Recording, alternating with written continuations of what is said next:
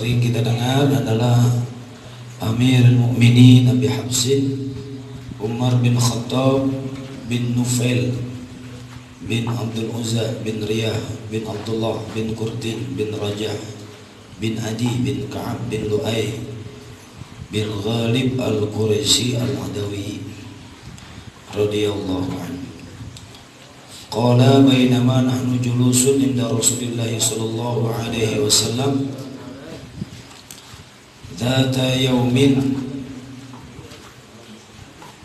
ketika kami duduk bersama baginda Nabi Muhammad sallallahu alaihi wasallam, kemudian pada suatu hari ittala alaina rajulun, tiba-tiba datang ke tengah-tengah kami seorang laki-laki, sadidu bayadis syiyab, dengan berpakaian yang sangat putih, sadidu sawadus sya'ar, kemudian rambutnya begitu hitam, la yura alaihi atharus safar, tidak terlihat pada laki-laki tersebut atharus safar, bekas daripada perjalanan. Kalau kita habis perjalanan biasanya ngesam, berkeringat, itu tidak terlihat.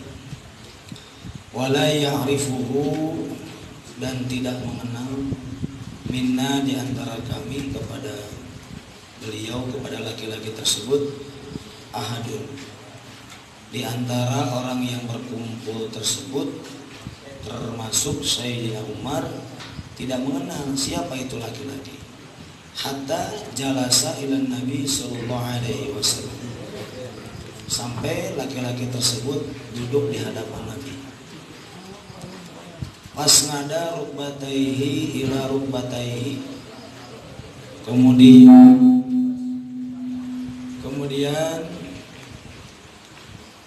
pasnada ini ngantelin, menempelkan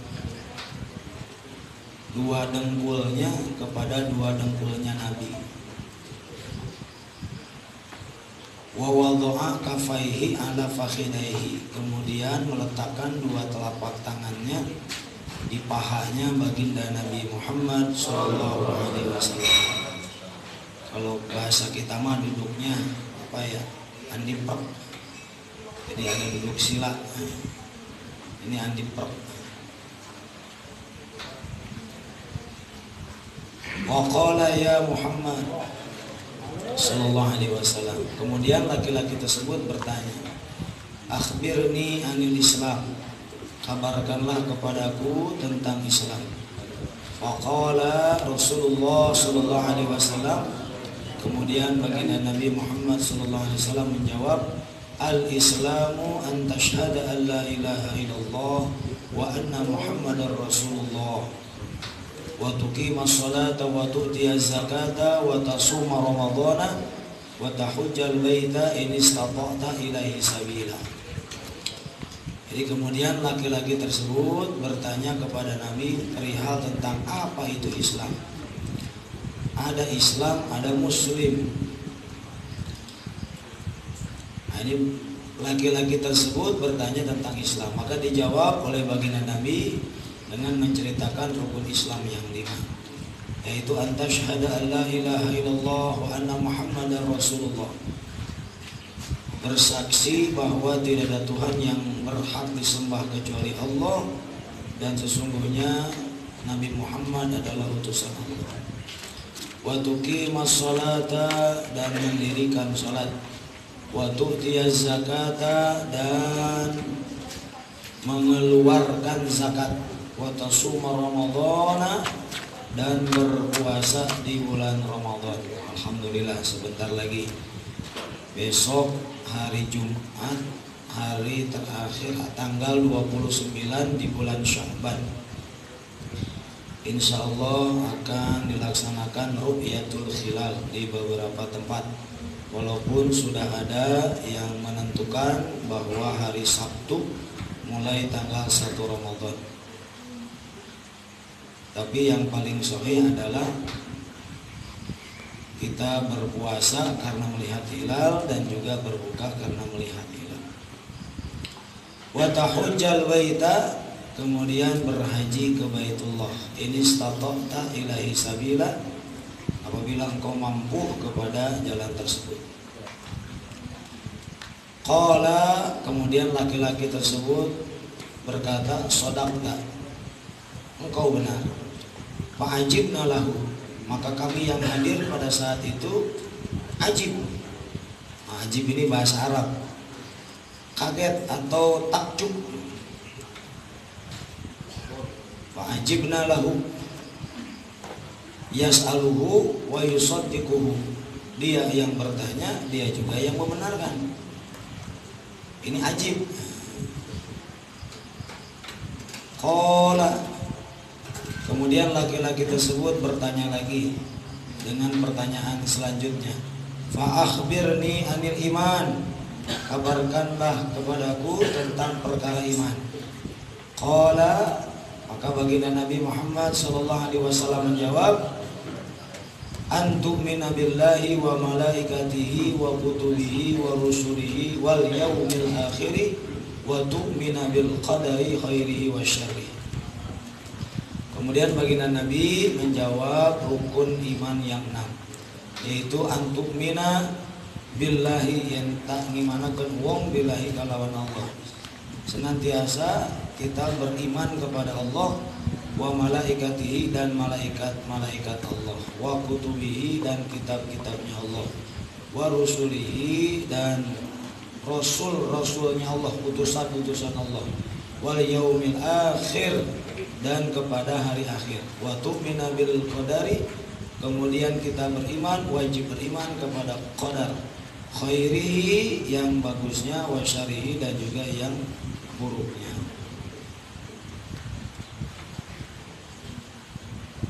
Qala, kemudian laki-laki tersebut mengatakan, shadaqta, engkau benar. Qala, kemudian laki-laki tersebut bertanya lagi, fa akhbirni anil ihsan, kabarkanlah kepadaku tentang ihsan. Qala, kemudian baginda Nabi Muhammad SAW bersabda, anta'budallah ka'annaka tarahu fa illam takun tarahu fa innahu yaraka. Ini bahasanya panjang, sederhananya kita merasa dimandorin sama Allah. Anta'budallah, engkau senantiasa beribadah kepada Allah, ka'annaka, karena sesungguhnya engkau tarahu, rezeki yang berkah, agar kita dapat melaksanakan ibadah puasa dengan sempurna. Amin ya Rabbal alamin. Jamaah yang dimuliakan Allah, kapan sih kita puasa? Banyak yang nanya ini ya. Jawabannya sepakat, insya Allah kita mulai puasa tanggal 1 Ramadan. Tanggal 1. Kapan tanggal 1? Nanti besok hari Jumat sore biasa ada sidang isbatnya untuk menentukan tanggal 1 Ramadan. Bisa tanggal 1 Ramadan hari Sabtu, bisa juga hari Ahad. Jangan ribut ya. Seandainya umat Islam atau para guru beda dalam menentukan awal Ramadan, apalagi sampai cekcok ya. Umpama yang awal hari Ahad bilang sama yang tanggal 1-nya hari Sabtu, wah kamu malas katanya. Jangan ya. Nanti yang enak malah yang nggak puasa, untung saya nggak puasa ya, gitu ya. Gak usah ribut ya, gak usah ribut. Ada yang berpatokan kepada hisab, ada yang berpatokan menunggu sidang isbat. Baik jamaah yang Subhanahu wa taala. Rasulullah sallallahu alaihi wasallam bersabda, "Man fariha biduhuli Ramadhana haramallahu jasadahu 'alan nar." Barang siapa orang yang merasa bahagia dengan masuknya nuansa Ramadan, maka Allah haramkan jasadnya tersentuh dengan api neraka. Pertanyaannya, kita bahagia apa tidak? Ramadan mau datang, senang apa tidak? Alhamdulillah. Ada enggak ketika Ramadan mau datang pusing? Ada enggak? Ada. Tergantung bagaimana orang menghadapinya. Kalau menghadapi Ramadan dengan urusan dunia pasti pusing, pasti bingung. Ya, sebentar lagi Ramadan datang, siang hari tidak boleh makan. Sebentar lagi Ramadan datang, gak punya duit, harga-harga naik, ya. Mana buat buka, mana buat sahur, belum nanti lebaran, istri harus dibeliin baju baru, nanti anak-anak juga minta dibeliin, pusing ya. Nah, karena pusing akhirnya enggak puasa. Jangan puasa, tarawih juga mending ngojek. Nah, ngejar target. Yang lain habis isya ke masjid tarawih, ngejar target ngojek ya.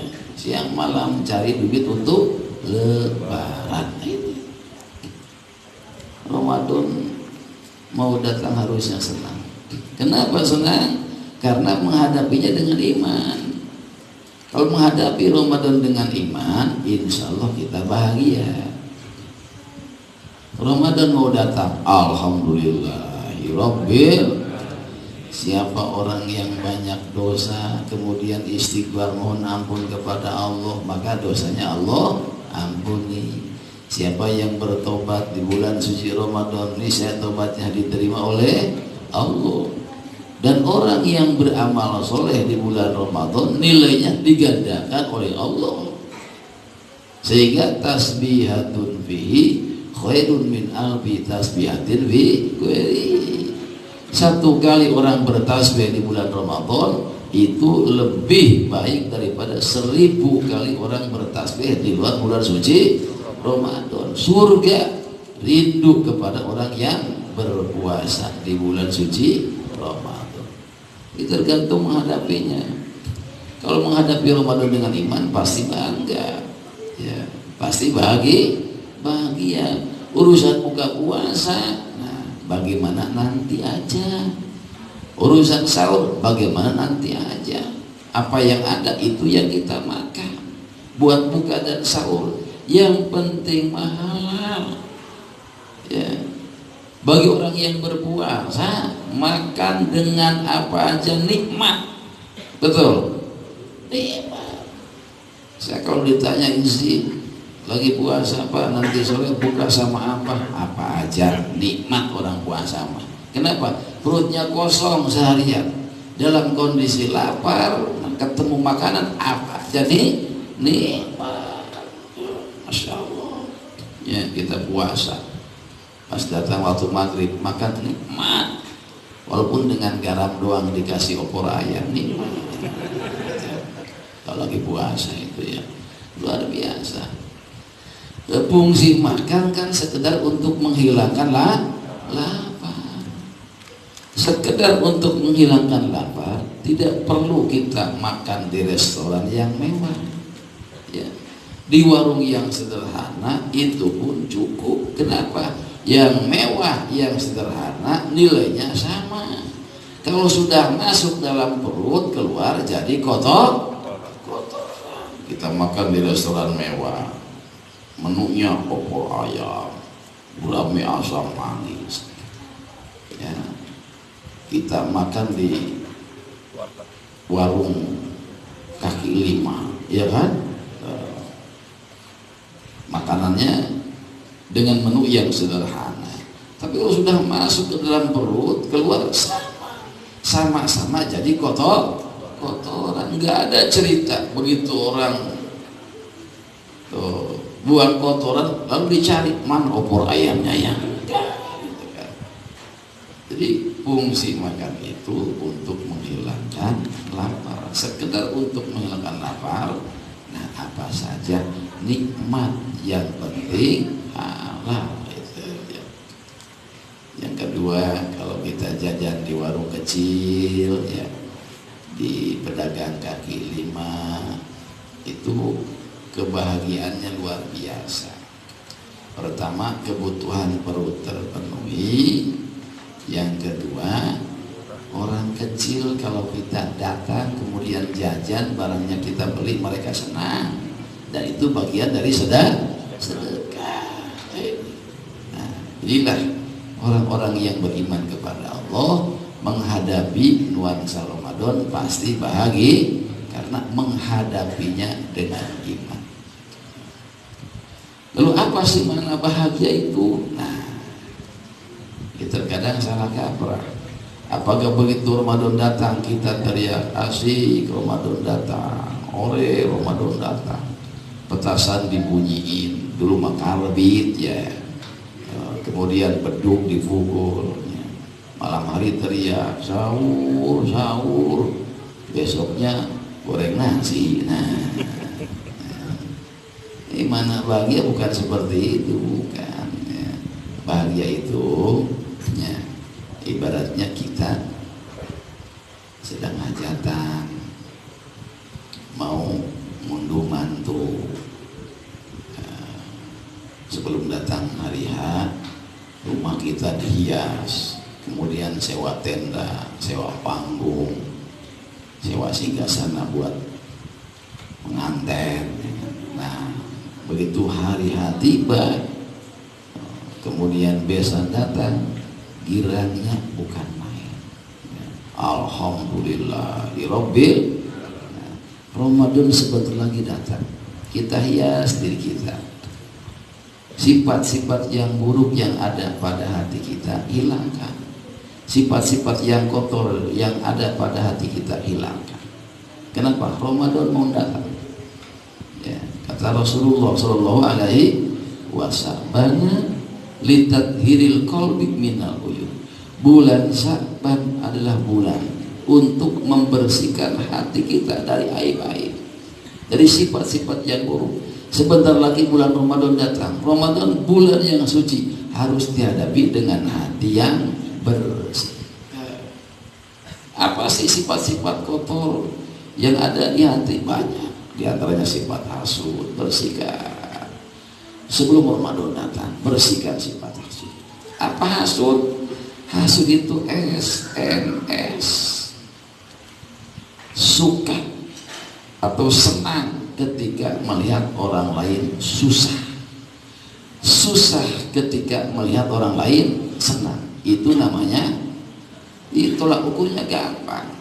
Di hati kita, apakah masih ada sifat hasud atau tidak? Gampang. Lihat tetangga kita. Tuh.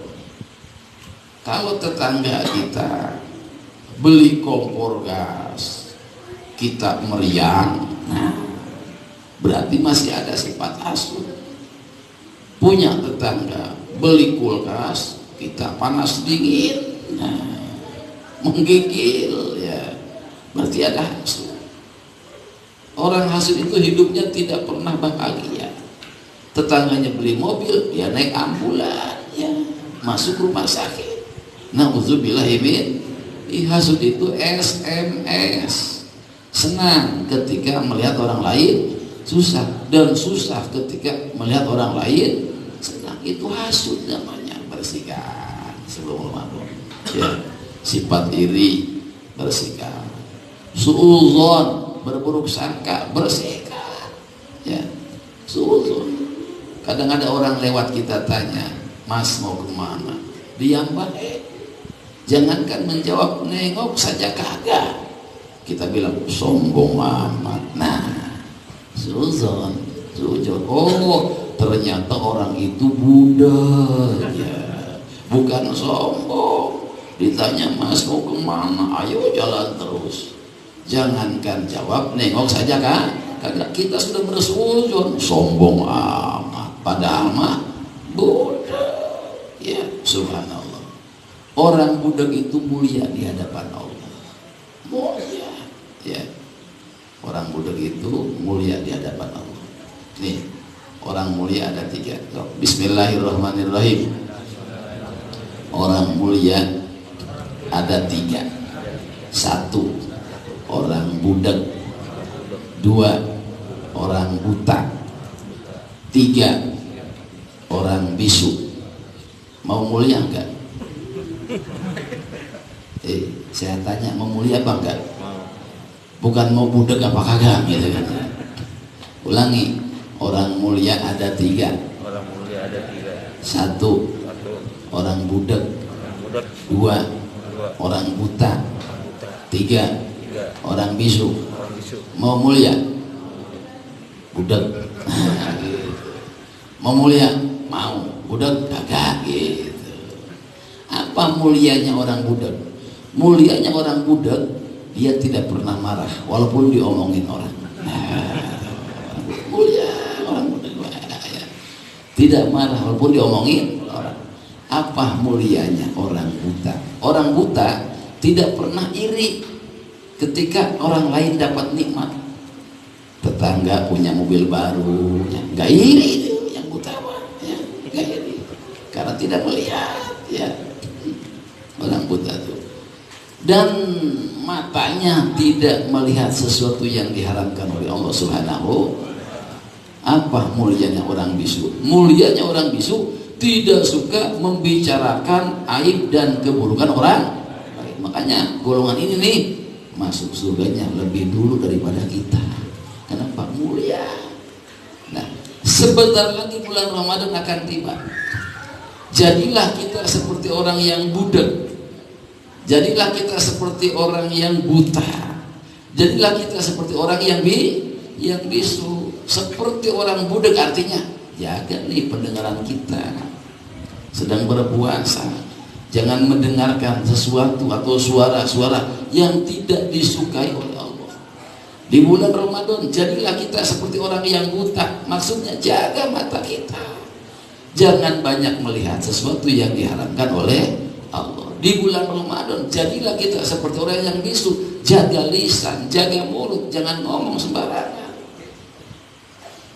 Ya, ngomong sembarangan bisa jadi puasa kita menjadi gagal tanpa pahala. Nauzubillahi min. Ini yang susah. Kita puasa kalau hanya sekedar untuk menahan perut dari masuknya makanan dan minuman, gampang. Anak-anak kita yang usia baru 7 tahun banyak yang sudah mampu berpuasa. Anak-anak TK sudah mulai belajar puasa dan mereka sanggup dari subuh hingga maghrib. Yang susah bukan menahan perut dari masuknya makanan dan minuman. Justru ini jawari kita, anggota tubuh kita dipuasakan, mulutnya dipuasakan, jangan sampai keluar kata-kata yang kotor. Matanya dipuasakan,